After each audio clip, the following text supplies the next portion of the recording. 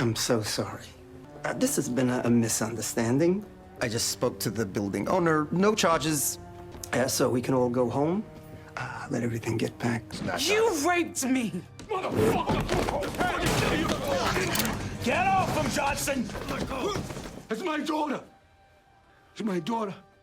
Fresh out of prison, this man's return sent shockwaves through New York's criminal world. His name was Bumpy Johnson, the legendary figure who had ruled Harlem for decades. Even the city's 5 dominant Mafia families recognized his authority. However, a decade earlier, Bumpy had been imprisoned at Alcatraz for drug charges. During his absence, Fat Gino had moved in, using Mafia connections to seize control of much of Bumpy's former territory. Things escalated when Fat Gino, learning of Bumpy's release, sent his men to shatter the leg of Bumpy's loyal lieutenant, a blatant display of power. But Bumpy, the former king of Harlem streets, remained unfazed. Without hesitation, he called 2 of his men and marched straight into Gino's territory. "Hands up, move it, what are you staring at?" Bumpy commanded. After his men quickly overpowered the guards at the entrance, he charged inside alone. The room held a modest drug operation. Stepping further, Bumpy came face to face with Fat Gino himself. "You've got some nerve showing up here alone. Seems like a death wish," Gino sneered. Bumpy Johnson, a living legend, glared at him. Despite Bumpy's furious words, Gino dismissed him and even taunted him, making it clear the power dynamics had shifted. "Maybe it's time you retire," Gino mocked. Bumpy lifted his gun, declaring with intent, "I haven't changed." That single shot ignited open war with Fat Gino. Still, the other crime bosses chose to spare Bumpy.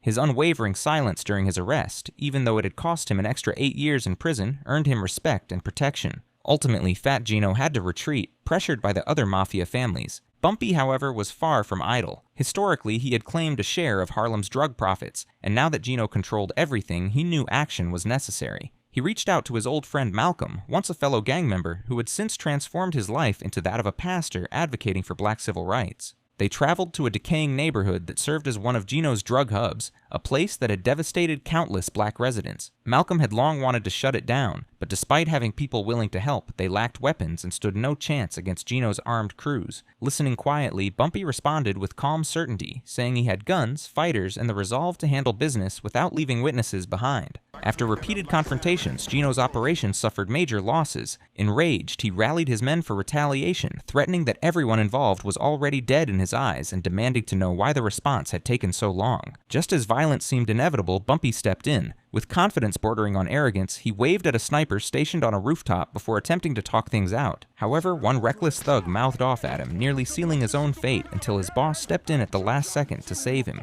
Even with tensions boiling over, neither side pulled the trigger, knowing any bloodshed would provoke retaliation from the 5 powerful families. Still, Gino had no intention of watching his territory be dismantled without a response. The following day, as Bumpy ate with his family at a restaurant, he noticed a suspicious black man lingering outside. Sensing danger, he pulled his gun and went out to confront him. Gunfire erupted, and Bumpy's aggressive response sent the would-be assassin fleeing in terror. In Harlem, tracking down a stranger was easy for Bumpy. It didn't take long for Bumpy's men to capture the hitman. However, despite harsh questioning, the man refused to talk. With no other options left, they brought in Big Dick Buster and turned the prisoner over to him. Faced with Buster's ruthless techniques, the assassin broke in under a minute, revealing that Fat Gino's cousin had ordered the hit. Bumpy wasted no time and stormed into his enemy's hideout. After eliminating Gino's cousin, he approached a nearby black street boss and proposed joining forces against Gino. The man dismissed Bumpy's product as inferior and declined the offer. That decision cost him his life, and he didn't survive the day. Afterward, Bumpy coolly instructed his men to clean up the scene. The encounter made one thing clear to Bumpy. If he wanted to reclaim his position, he needed a steady source of high-quality product. At the same time, one of Gino's dealers was arrested in a black neighborhood. 2 narcotics officers arrived, seized both the dealer and the drugs, and claimed they would log everything as evidence. Instead, they secretly sold the stash. Gino quickly exploited their corruption, striking a deal with the agents to frame Bumpy in exchange for $50,000 each. The following day, as Bumpy was finalizing a deal, one of the men suddenly broke down, admitting he had been forced to set him up under threat to his family. Moments later, the officers moved in, arresting Bumpy on charges of drug possession and murder. It soon became clear the charges were a setup. At the station, Bumpy crossed paths with an old acquaintance who had since risen to the rank of captain. Noticing the connection, the corrupt officers angrily told him to keep quiet. But Bumpy had planned ahead. His men had already caught the officers stealing evidence back in the black neighborhood. With proof that could bring down the entire narcotics unit, the agents were trapped and left with no option but to let Bumpy go free. With his freedom secured, Bumpy shifted focus to his most urgent problem, securing a reliable supply.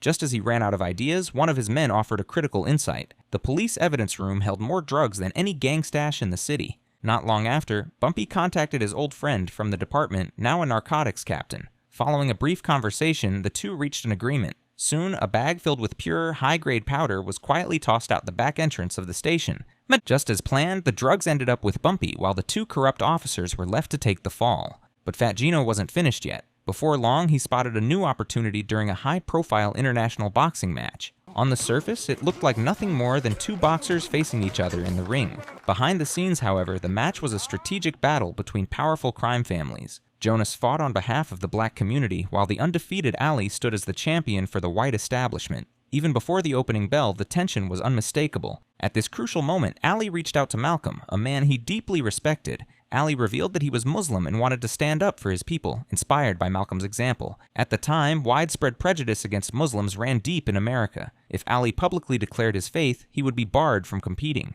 Malcolm advised him to stay silent until after winning the championship, explaining that simply becoming a black heavyweight champion would already send a strong message of defiance. What neither of them realized was that the FBI had been secretly monitoring Malcolm for quite some time. Using inside connections, Fat Gino's people obtained a recording of their private conversation. After hearing the tape, Gino immediately devised a plan to profit from the situation. That same night, Ali was ambushed and kidnapped by Gino's thugs. They used the recording to blackmail him, ordering him to deliberately lose the fight to Jonas so Gino could manipulate the result and cash in big. Desperate and conflicted, Ali went to Bumpy Johnson for help. As a professional fighter, he couldn't accept the idea of intentionally throwing a match. During their emotional conversation, Bumpy was deeply moved by Ali's determination. In the young boxer's stubborn resolve, he saw a reflection of his own younger self. In the end, Bumpy made his decision clear. He told Ali to fight with everything he had and promised to take care of the tape himself. Grateful, Ali thanked him. When fight night arrived, the major players watched anxiously from their seats. Gino sat confidently, certain he had Ali under his control, unaware that at that exact moment, Bumpy's men were breaking into his hideout, quietly neutralizing the guards and recovering the recording.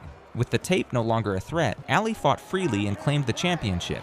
The crime bosses reacted with mixed expressions, while Gino took a massive financial hit and stared coldly at Bumpy from across the arena. In his heart, Gino understood that Ali's victory was only possible because the Godfather stood behind him, and he was certain that Bumpy would soon pay for it in blood. The next day, on Bumpy's own territory, his men were ambushed while unloading a shipment. By the time Bumpy arrived, it was too late. Only their lifeless bodies remained. It was obvious Gino was responsible, but Bumpy wasn't the type to back down. When he learned that Gino was operating a lottery racket, he decided to move in and challenge him there. At the time, New York's illegal lottery followed a simple system. Players chose 3 numbers, and if they matched the final 3 digits of the day's racetrack sales total, the payout multiplied many times over. By coincidence, during the Washington Civil Rights March, countless people placed bets on the number 828 to commemorate the historic date. When Gino found out that Bumpy had launched his own lottery operation, he instantly began plotting a counterstrike. That night, one of Gino's men approached a racetrack worker. After drawing him into an isolated area, the thug pulled a gun, using threats and cash to force his cooperation. The following morning, Bumpy felt uneasy when he saw how many people had wagered on 828. One of his closest men warned him that Gino hadn't sold a single ticket with that number, but by then, nothing could be done. At the racetrack office, the compromised employee quietly manipulated the sales totals, changing the final numbers to 828. Gino's plan worked perfectly. By the final count, Bumpy lost more than $300,000, an amount that exceeded everything he owned. Even though he could have made excuses to avoid paying out, Bumpy's reputation for honor wouldn't allow it. He chose to pay every winner, even if it meant borrowing the money. With no other options left, Bumpy turned to his wealthy former girlfriend for help. She agreed to lend the money, but demanded repayment in a more personal way. After struggling internally, Bumpy quietly left while she stepped away to retrieve the check. With no other doors open, Bumpy turned his attention to Joe Bonanno, another powerful boss who had a long-standing feud with Gino. It was the ideal moment to form an alliance. After negotiations, Bumpy walked away with both a loan and a strategic partnership. Just as Bumpy was finishing payments to the lottery winners, Gino arrived and smugly waved an 828 ticket in his face. He then revealed that he knew about Bumpy's agreement with Joe Bonanno and had already dispatched men to intercept the shipment. If the hijacking succeeded, Bumpy would be left owing both the $300,000 and a massive shipment to Bonanno.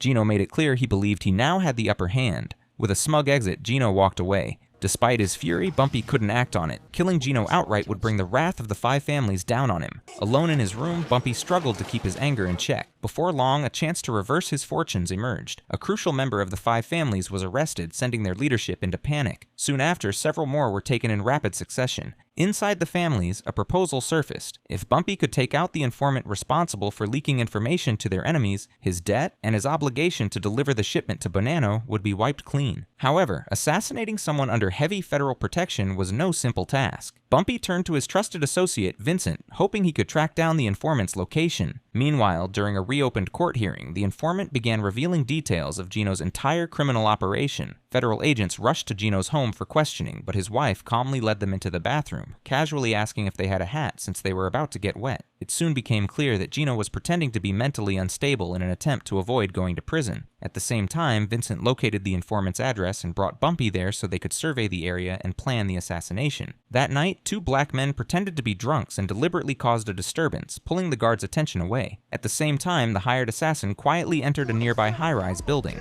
After killing a police officer, the assassin moved toward the informant's room. To his shock, he didn't find his target. Instead, he walked in on a couple casually playing poker. It was immediately clear the intelligence was incorrect. When the assassin came back to report the failure, Vincent realized his error. He had given the wrong room number. The target was in room 8, not 6. The following day, during a second court hearing, the informant finally broke under pressure and exposed another important figure. While this person wasn't part of the five families' inner circle, he had strong ties to their highest leadership. The informant hesitated, unsure whether to reveal the name. Meanwhile, Bumpy and the others watched the situation unfold on television. Because the assassination attempt had failed, the top-ranking figures gave Bumpy a new order: take out the informant before his identity could be fully revealed. Bumpy had no solid leads, until his rival, Fat Gino, unexpectedly handed him a crucial piece of information. According to Gino's information, the informant was none other than Vincent, Bumpy's longtime friend and trusted ally. The truth was difficult to accept, but Bumpy had no choice but to follow orders. After confirming that Vincent was indeed the informant, Bumpy waited until Gino was distracted by police pressure before approaching Joe Bonanno. His goal was still to secure access to Joe's high-quality supply.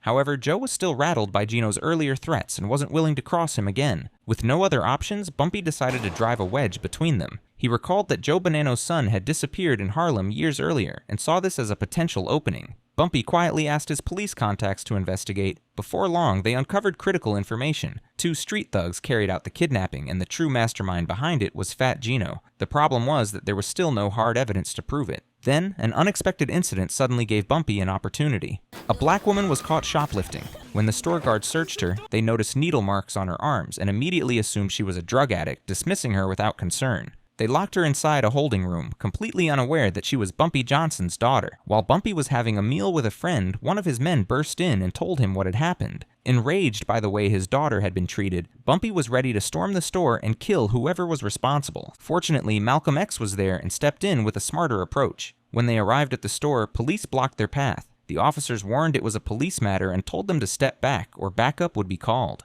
Bumpy calmly replied that they should call for backup immediately because his men were already in place. With that, they forced their way inside as Bumpy headed straight for the store manager. She screamed that the man had raped her and threatened to kill him.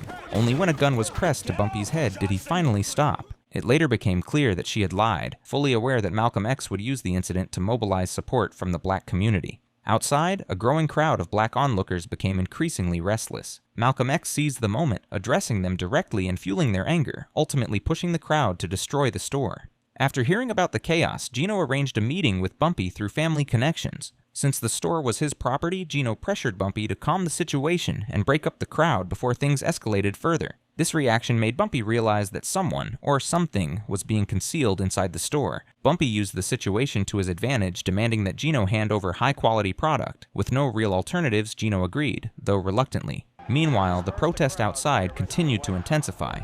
Bumpy came up with a plan, coordinating with the police to stage events in a way that would safely extract the white security guard. While Bumpy personally confronted the black guard who had carried out the abuse on the man's behalf, he also summoned Big Dick Buster. Faced with him, the guard realized his fate and said he might as well be killed. This incident provided Bumpy with the perfect opportunity to deepen the rift between Gino and Bonanno. Remembering the uneasy look on Gino's face earlier, Bumpy became convinced the store was concealing something important. That night, Bumpy led his men in a raid on the store. After searching the entire place, all they discovered was a large, unusual hole in the basement. The discovery was suspicious, but it wasn't enough to persuade anyone else. Just as Bumpy was running out of options, Stella, Gino's daughter, approached him. During their conversation, Bumpy uncovered the truth. Gino had been controlling his daughter's life. Whenever he disapproved of one of Stella's boyfriends, he would send men to eliminate them. Her previous boyfriend had been Joe Bonanno's son, and now that she was seeing a black man, Gino was plotting once again. Stella pleaded with Bumpy to protect her boyfriend. He agreed, but only on one condition. She had to reveal her father's criminal actions to Joe Bonanno. To save her boyfriend, Stella complied. Armed with the basement hole as proof and Stella's testimony, Joe Bonanno finally trusted Bumpy. A violent reckoning awaited Fat Gino. The following day, as he prepared to depart with his men, a massive explosion erupted. 2 nearby black men were thrown to the ground, and the driver was obliterated. Gino was furious. First, his stronghold had been attacked so easily, suggesting a traitor within his ranks. Second, the car was a family vehicle. Gino's loved ones frequently rode in it, so planting a bomb, there was a direct threat to their lives. The sheer ruthlessness of the act sent shivers through even the hardened criminal world. In the midst of Gino's rage, one of his men spotted a suspicious figure near the door, an underling from another syndicate. The man confessed the cause of the sudden war. Joe Bonanno had been investigating Gino and discovered that years ago Gino had murdered his son. With the truth revealed, conflict between them was unavoidable. And as for Bumpy Johnson, who had continuously defied him, Gino wasn't about to let it go. While Bumpy was with his family, gunmen opened fire. Bumpy was struck and fell, but he was quickly taken to the hospital and survived. By the time Bumpy was released from the hospital, 3 weeks had passed. His men reported that Joe Bonanno and Gino had been engaged in a fierce battle, with losses on both sides. Upon discovering that Joe was deploying homemade bombs, Bumpy gave Nat the address of an apartment directly across from Gino's headquarters, a place he had already secured before leaving the hospital. With the war in full swing, it presented the perfect opportunity to capitalize on the chaos. Even if Gino was eliminated, the blame would likely fall on Bonanno. Bumpy instructed his men to stay hidden on the top floor, prepared to act. Then, unexpectedly, Joe Bonanno called. Learning that Bumpy had left the hospital, Joe suspected he might be scheming to protect himself from being made the scapegoat. He threatened Bumpy via his family, insisting that he back off. Meanwhile, Delchins, one of Bumpy's lieutenants, spotted a chance to attack. But at the crucial moment, Bumpy hesitated. His daughter was with Gino. Ultimately, he called off the operation, unwilling to let Gino be killed in her presence. However, Gino wasn't finished. He approached Frank Costello, the mediator for the 5 families. Together, they set up Bumpy, placing the remains of Joe Bonanno's son on his turf and accusing him of murder. They alleged that Gino's daughter only testified in Bumpy's favor because he had threatened her. That evening, Bumpy was called to an extraordinary meeting attended by the heads of all 5 families, a council representing the ultimate authority in New York's criminal world. Confronted with Gino's charges, Bumpy admitted to killing Gino's cousin but insisted it had been in self-defense, as Gino had sent a hitman first. Regarding Joe Bonanno's son, Bumpy swore he had no involvement. Frank Costello, however, was enraged, certain that Bumpy was lying. After some deliberation, the 5 families decided that Bumpy must be punished. But Bumpy had anticipated this. "Weeks ago, my people uncovered some truths, things involving many of you," he declared. "Evidence that could put you all behind bars for life. I am the most dangerous threat this underworld has ever faced." Are you telling me that you're gonna snitch? You see the news? See why the US and Russia don't blow each other sky high? It's because they got nuclear weapons pointed at each other, just like we do.